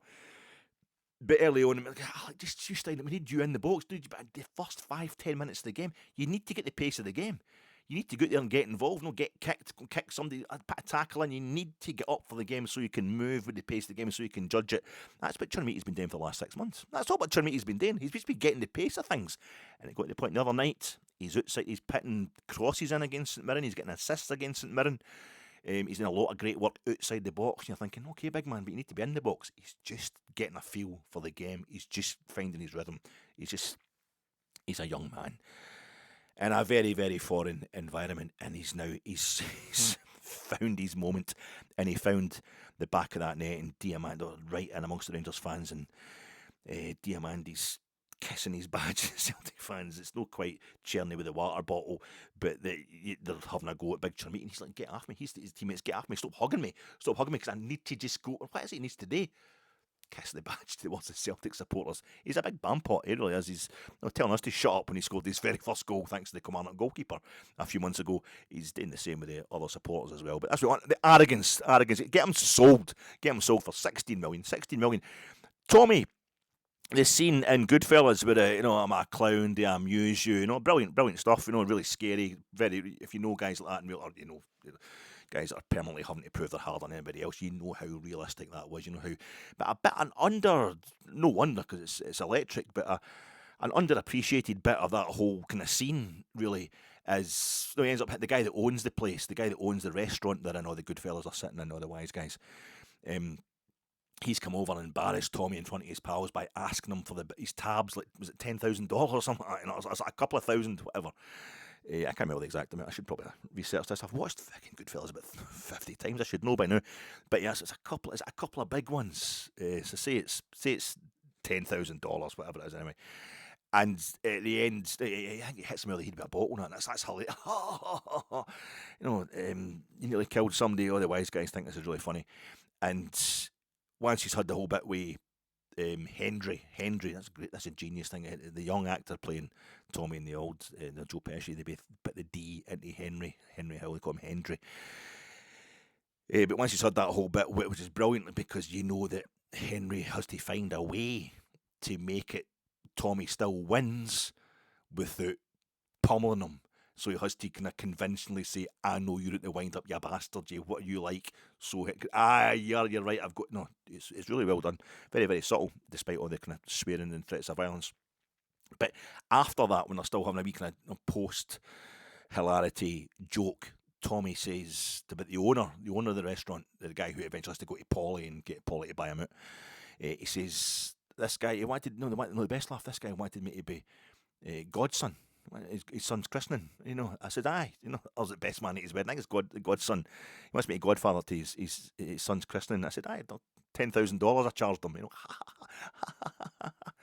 It's aye, anybody wants to come in and buy Chermiti in this transfer window, £8 million we charged them. If we manage to qualify for the Champions League next season by getting a Champions League slot ahead of Celtic, which we get by 2 goals, it's all goal difference just now. It's all very close. If we get there 2 goals ahead of Celtic, that's £8 million. That'll probably make us on yourself, big Chermiti. What a time to arrive. I'm now halfway between both my kind of pre-match score predictions. 2 each. Could be 2 each, could be 3-1. I'm hating myself at this point in time for having made any kind of predictions. I'm halfway between my heart and my head at this point. I don't know what one's going to implode first. That's a cerebral hemorrhage and a massive heart attack. Yes, Mrs. Anderson says, I'm really sorry. Both went at the same time. Don't worry about that, that's fine. He didn't know that Celtic scored 3 goals in the last half hour. He copped out thinking Rangers had won at Parkhead. He's been out the way he wanted to. Last time we come back from a goal down to lead at Park, I'm thinking, when's the last time we come back for a goal down to be winning at Parkhead? It's very rare, like the first score on any Old Firm game. Then goes behind, and Crocker immediately says, as if he's heard me, 2010. Thanks. That's the last time. We went a goal down and come back. I didn't know if it meant it was a win. I couldn't work it out in my head, but then I realised it's the Kirk Broadfoot game. Kirk Broadfoot winning the penalty in the second half. Celtic had been. It was Anthony Ralston just snapped Papac's ankle in the first 5 minutes because Celtic had spent. Neil Lennon had done the whole thing of that penalty they did get, or didn't he get up at Tannadice, and it was referees out to get us, and referees eventually went and strike and stuff like that. But real pressure to not send off a Celtic player in the first minute in an Old Firm game at Ibrox. It was Hooper scored in the stroke. They were also 1-0 up at half time in that game, Celtic, and we beat them 3-1. Kenny Miller and all that in the second half. So that was quite a 60th minute on the hour. Celtic have a shot just wide past the far post at Maeda. I think it hits it with the outside of his foot, but we're really starting to dominate. We're kind of rabid now. We've got the bloodlust. It's glorious. 67th minute, Dujon Sterling kicks it down the wing past Tierney, and then wins the foot, or keeps up with Tierney, and if it's just like knocking it by him, saying, I'm going to drive down here, you're going to win the ball, Tierney, but I'm going to keep you under so much pressure that you have to win it to pit it out. And we get a throw in down near the corner at the Bears. It's balls out stuff. Let's have it, say Rangers. Suter bumps Schmeichel in the line as he holds it. Are we getting a bit wide? Are we getting too confident? No, we're sensing Celtic's kind of returning nervousness. It's a corner. Schmeichel goes out and takes it, and John Suter just gives him the old after the fact barge that big centre halves used to, and there's a little bit of fucking half me, with the Celtic players trying to object and all that. It's fantastic. This is real confidence. This is what we want to see. Celtic's returning nervousness. Fir Park on Tuesday night is not out of their system yet, and we're just tickling it back. We're just coaxing that fear back out and back into them. We need to score another goal, as far as I'm concerned. We need to score another goal to confirm this, not just Celtic's downfall, but our rise. We need to score another goal just to have any chance of properly, to have any chance of winning the game. Diamandi again. He picks it up from a Magoma block. This is the guy we brought on at half time. What a substitution by Danny Röhl. Magoma has a block out in the kind of the touchline in the jungle side of the park. It comes out to Diamandi's out there on that side of the park. I think he's facing his own goal. He takes it from Magoma on the Magoma interception, and he's surrounded by Celtic players, but he just takes the ball and he drives. He drives towards his own half, but he's also cutting inside as well. And he's turning round, and the next thing he's driving down the centre of the park. He's coming infield and he's cutting the centre of the park, and it's a U. He's just traced a big U. It's the U bend of the shitter down which he's about to send Celtic's Wilfried Nancy's Celtic career probably. And he's got that lust about him. He's got that look of just that determination. That I want to beat these. This is going to happen. But he also gets a slight air of, where's my backup? Where's everybody else? And he just keeps going with the ball until eventually some Celtic player comes in and I think fouls him, basically. But referee's going to wave play on because picking up the crumbs is Gassama, who's on the same wavelength as these guys. Gassama comes in and he plays the ball to Mikey Moore. Mikey Moore is just outside the D. He's got a chance to shoot on goal. And the second it left his foot, the second it left Mikey Moore's foot, I knew there was fuck all going to happen because it's one of the shittest shots I've ever seen in my life. He's hitting with his right foot, going across the goal to the far post. He's hit a tame, weak-ass effort. There's no way that it's in. It's in. It's in the back of the net. Remember Gregory Vignal, that shot that the big Rab Douglas kind of went the line, whatever, it went in to go under him, or what, I can't even remember what happened. The game, it was the 2005, I think the second last Old Firm game, because they beat us at Ibrox in the last one in 2004-2005. We're building up to Helicopter Sunday. Barry's come back and he comes out. It's 0-0 at half time. Barry starts dominating that midfield, and we start working, and it's we're upping the tempo, turning the screw, and eventually we get that goal. And then Nacho Novo scores with the lob of 1-0. The goal that eventually won his league, the game that eventually won his league. But Gregory Vigna, you're not expecting it. It's the back. It's that side, the inside of that side netting up at the Rangers end at Parkhead. It's a gorgeous feeling. 71 minutes. 1971 for the 50. It was title fifth. What happened? Something happened in the 55th minute of the day as well. There was something, but I thought it was a beautiful thing. That he scored the goal at that point for the 66. Did Mikey Moore. The moment it left his boot, I had no conviction whatsoever that it was going to go in, but it did go in. And thanks to Peter Schmeichel's son, summer of '96, I'm in the corner between the Leppings Lane end stand at Hillsborough and the North stand, the cantilever North stand, built ahead of the 66 World Cup. Hillsborough stage games at 66 World Cup. 30 years later, it's staging games at the Euros. I'm at Croatia against Denmark on a Sunday, and I'm in the corner, the open corner that's between the terrace, and we go right the way around again. That thing, a terrace, and going round bends at English grounds always fascinated me. And I'm sitting on it. It's been seated at this point in time, but it's next to the North stand, which is the first full length of the pitch cantilever stand in British football, we think.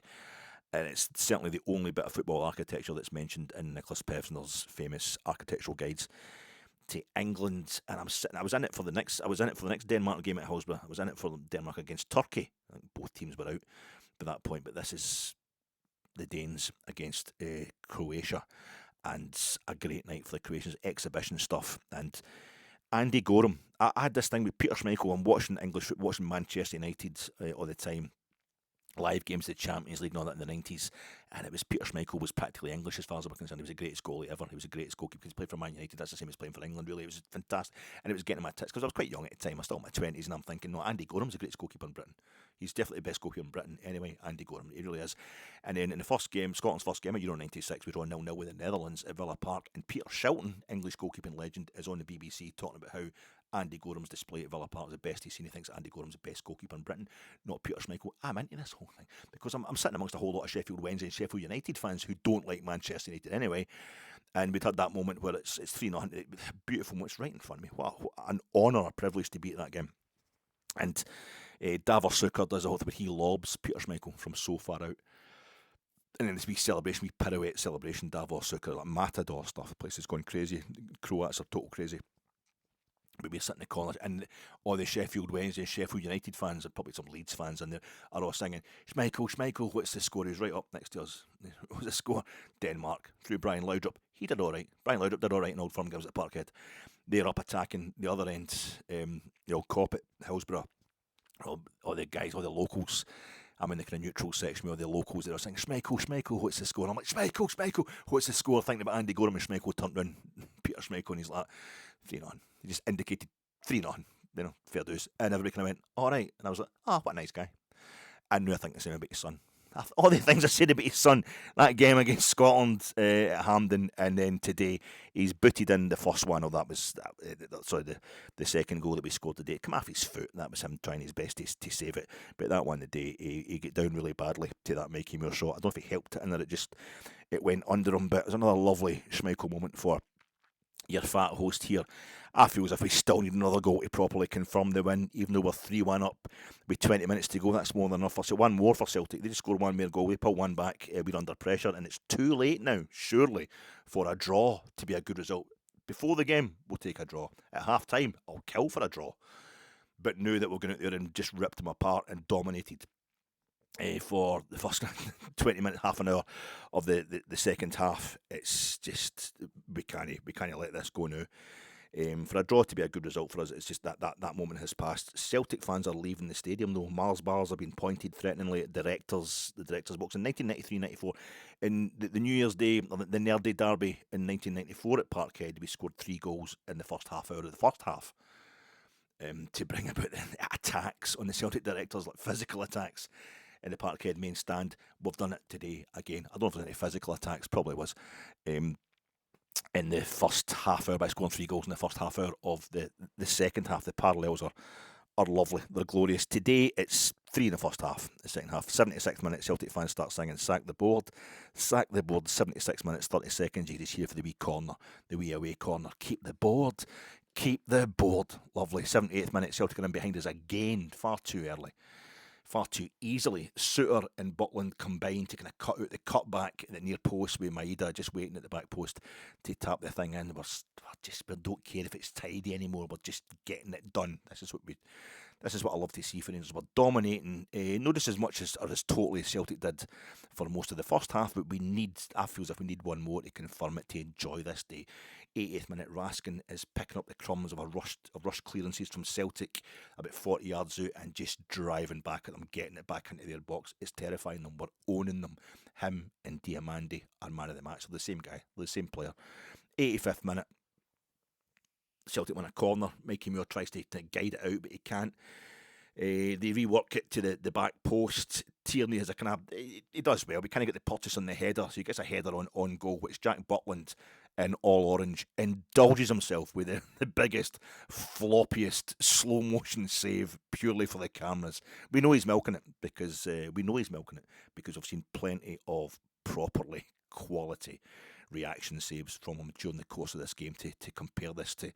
Goalies can showboat too, but he deserves it, and sometimes him being a bit of a douche is absolutely brilliant. I do say sometimes that Jack Button's a bit of a douche. It's not nice, especially if I'm not a massive douche like myself, but loving the big man today. 86th minute, substitution. Gassama does not want to come off. His point, is it me? Maybe he's just trying to waste time to us. But as usual, he looks like he's probably raging. He thinks there's a couple of goals there for him to have. The way the Celtic defence is falling to pieces in front of him, but he does not want to come off. It's a bit disrespectful for the man that's about to come on and replace him. The man about to come on and make the most 21st century Old Firm appearances for Rangers, taking over from Alan McGregor's record. It's James Tavernier. Gassama from Mauritania. 3/4 of Mauritania is desert, and 3/4 of Parkhead is deserted as our Mauritanian man comes off the park. John Suter's already over there, obediently.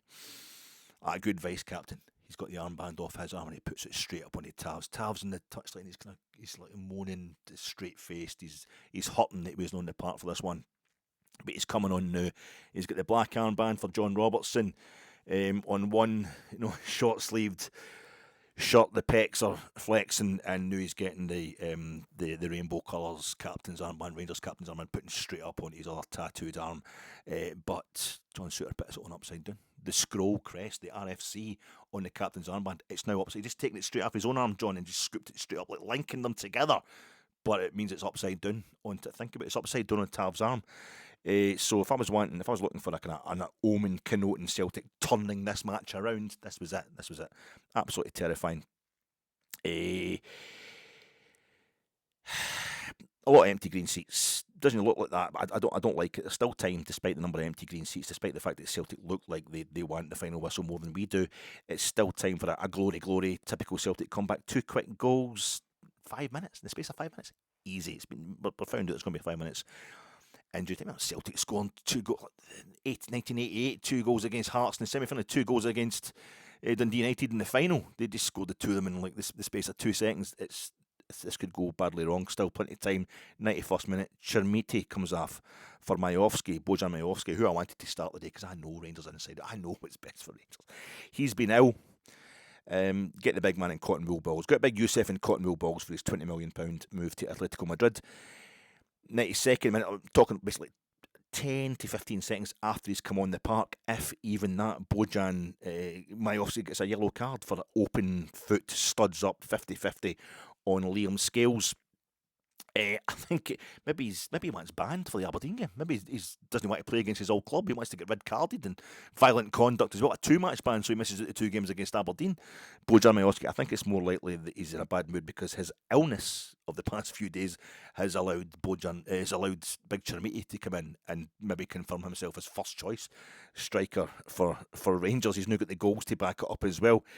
Youssef Chermiti has now got as many goals for Rangers as Big Manny Fernandez, so he's definitely looking the business. 93rd minute, we can't clear the free kick. I think that came from the assault on Scales, the yellow card for Majowski. Desperate defending by Rangers. Celtic have got us pinned in our own box. There's still plenty of time for 2 goals. I hate this. We clear the box, but we can't regain possession. Butland has a save. Puts it out for a corner. Magoma has a block in it. It's a corner.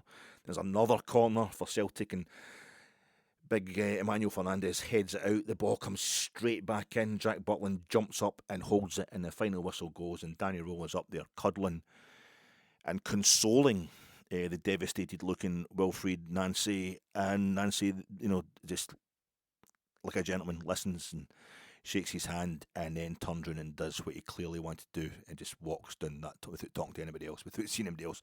Just walks back down that Celtic Park tunnel alone, straight back to the dressing room. Unless we're back here in the Scottish Cup, in the early rounds of the Scottish Cup, no disrespect to Auchinleck or Annan Athletic, Danny Röhl will, in his first 3 Old Firm games, face 3 different Celtic managers at 3 different stadiums. And if we get Celtic at Ibrox in the early rounds of the Scottish Cup, he'll face them at 3 different stadiums, 3 different competitions as well. No, 3 different managers, 3 different, because Wilfried Nancy is gone. That is it. He is sacked. It's nice to see a line rampant in the away corner. Boydie is painful on Sky. Goes back to Sky, and Chris Boyd's painful. The patience is a virtue thing. Trying to be all kind of jokey, serious, trying to be performatively smug and coy in the kind of temporary studio. It's not his style. It's not Chris Boyd's style. He's not very good at it. But he, like the rest of us, has earned the right. He's been there longer than most during the years of kind of smug, contemptuous mockery from the Suttons and Michael Stewart's of the world. I know it's all pantomime. I know it's all just designed to wind up idiots like me. But it's when I'm actually in love with football anyway, and would be watching anyway, and I'm quite happy to listen to honest analysis of even Celtic victories over Rangers from good. It's painful. It's there to attract people who don't have any interest in football. Michael Stewart's of the world, and all that kind of stuff. Now that Rangers have won 3, drawn 2, and lost none of the last 5 Old Firm league games now that we haven't lost to Celtic over 90 minutes for 7 games and counting across 3 different years. I mean, no, that's only names in the calendar, 2024, 2025, 2026, and of course we lost in September 2026, and it's 2024 in December in the League Cup final on penalties. But across 90 minutes, it sounds good. It sounds like across 3 different years, so we'll take that. You can see that a big Glasgow team losing regularly in a derby is once again a kind of moral offence. This isn't. It's no funny anymore. This isn't the racist baiting of Alfredo Morelos, because he behaved exactly the same way as a streetwise character, Scott Brown. It's a sad thing, it's a serious thing, it's a concerning thing, it's a tragedy almost, because Celtic are in a bad way. This isn't the braying of stats about James Tavernier versus Callum McGregor, the domestic medals haul, which conveniently always ignores the financial implosion our club has always been recovering from throughout Tav's time at Ibrox, and it ignores the consistent European failure of McGregor Celtic compared to Tav's UEFA final and quarter final in the last 3 years. No, now we can get straight to the Dundee derby and save us from Sutton's raging coupon. This is the turnaround. I'm being bitter. I'm being OTT about that, but it's painful stuff. We've been getting it in the face for years, but this is the turnaround. This is what it should look like. The end of Celtic's dominance in this derby has been masked by their League Cup wins on penalties and after extra time versus 10 men.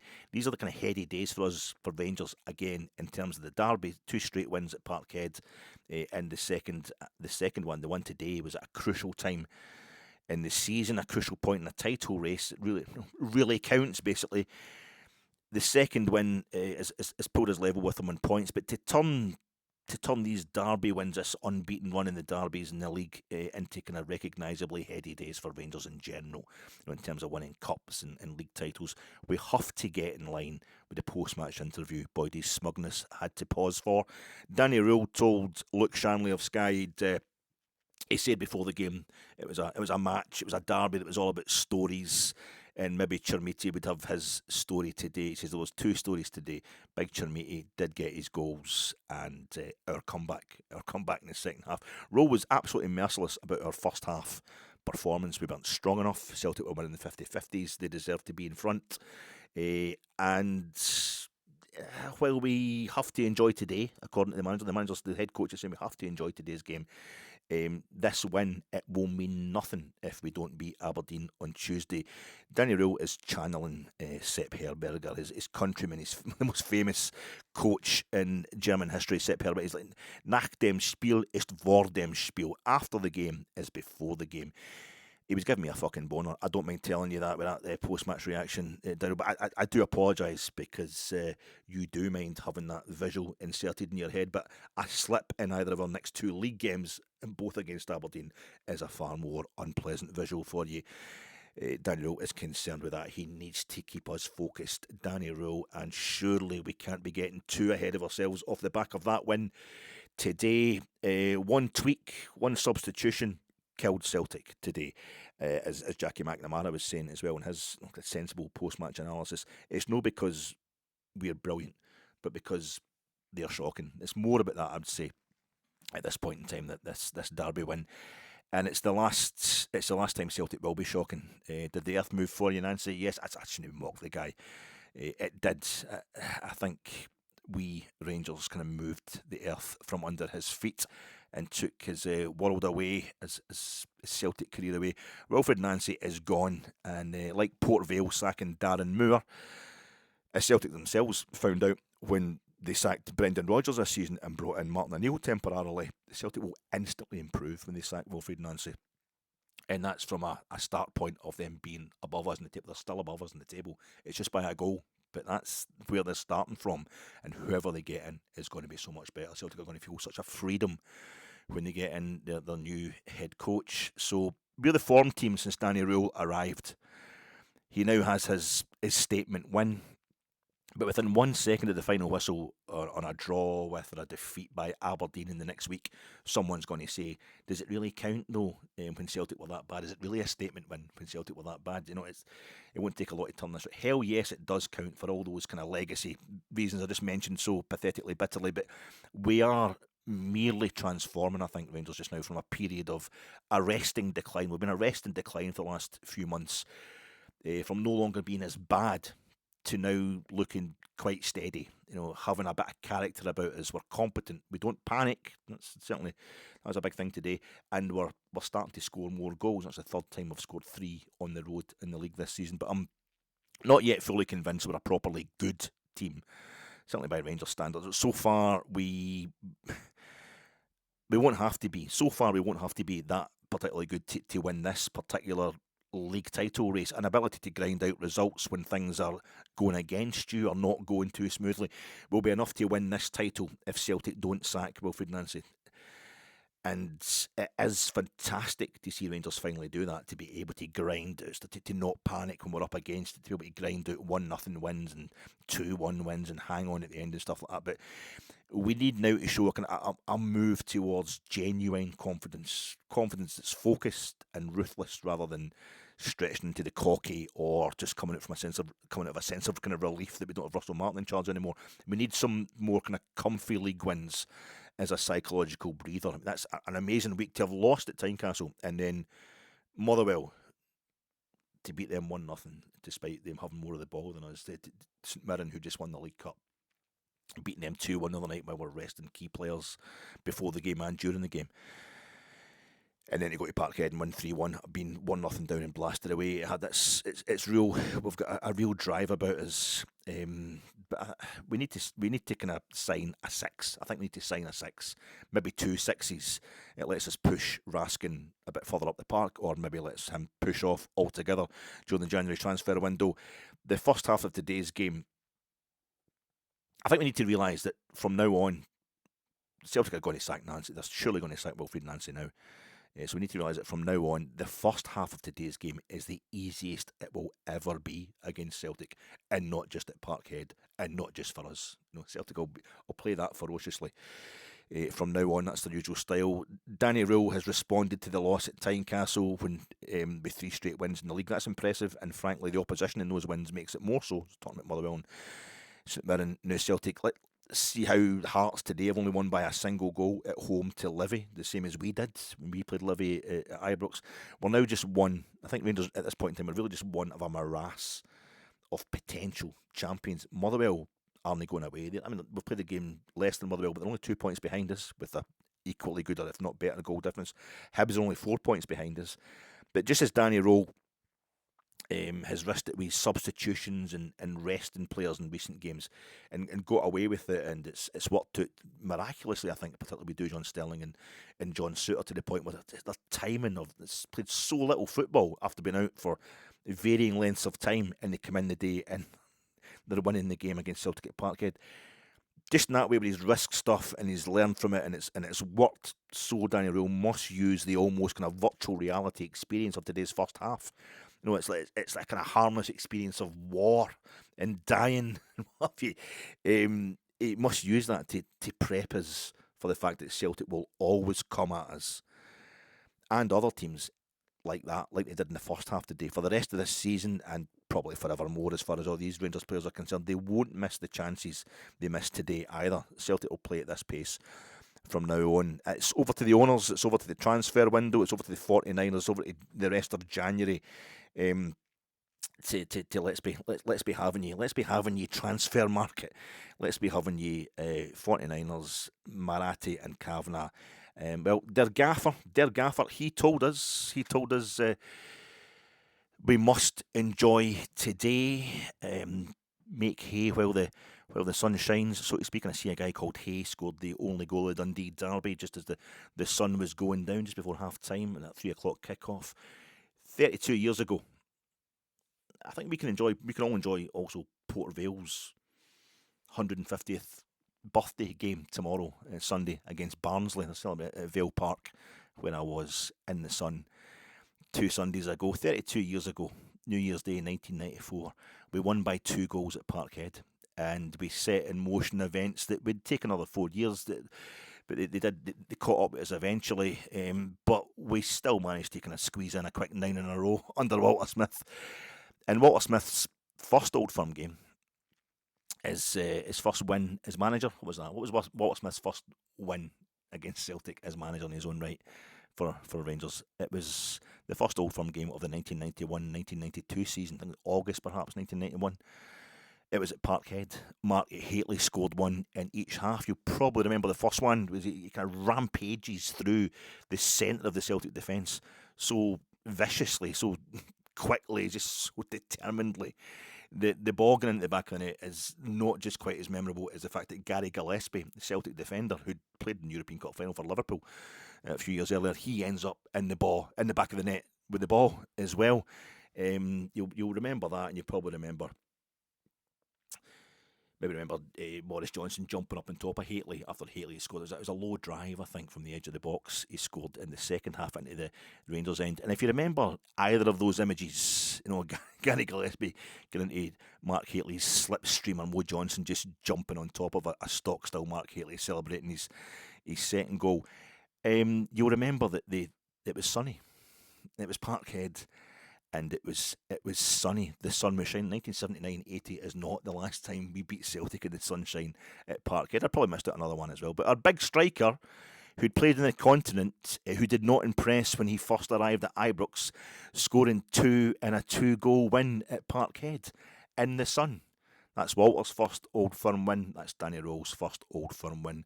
Now there, ladies and gentlemen of the jury, is a properly sunny omen. So I'm going to raise a glass to you, troops, now that we can, actually, Rangers fans anyway, we can properly enjoy the new year. I can properly relax. I'm going to have to put another visual here. My God, that's an hour and 34 minutes. Sorry, it's so out of sync. I'll start shouting. I've got the Talisker here, single malt from Skye, and the Skies, and but the Protestants were quite happy to protect Bonnie Prince Charlie.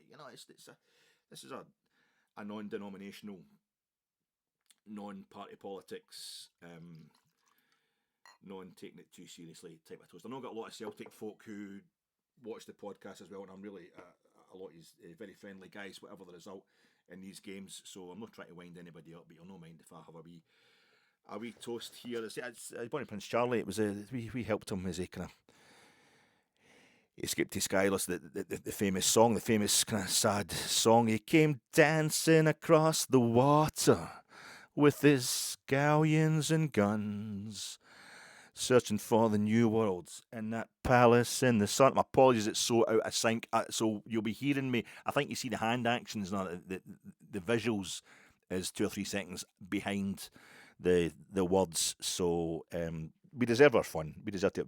I mean, Celtic have won 13 of the last 14 titles, and Rangers haven't even won a single thing this season. I'm just having a wee toast for the news. Apologies for it being out of sync, folks. But I mean, Robert Herrick, I was quoting the Robert Herrick poem at the beginning, which is To the Virgins. I'm calling us all, we're a bunch of virgins, Rangers supporters, and also he's a cavalier poet, Robert Herrick. It's cavalier. So again, he's against. It's non-denominational. It's for everybody, but particularly Rangers supporters. I have to say just now, Happy New Year, folks. All the best to you and yours. Oh yeah, and Danke, vielen Danke, Herr Röhl.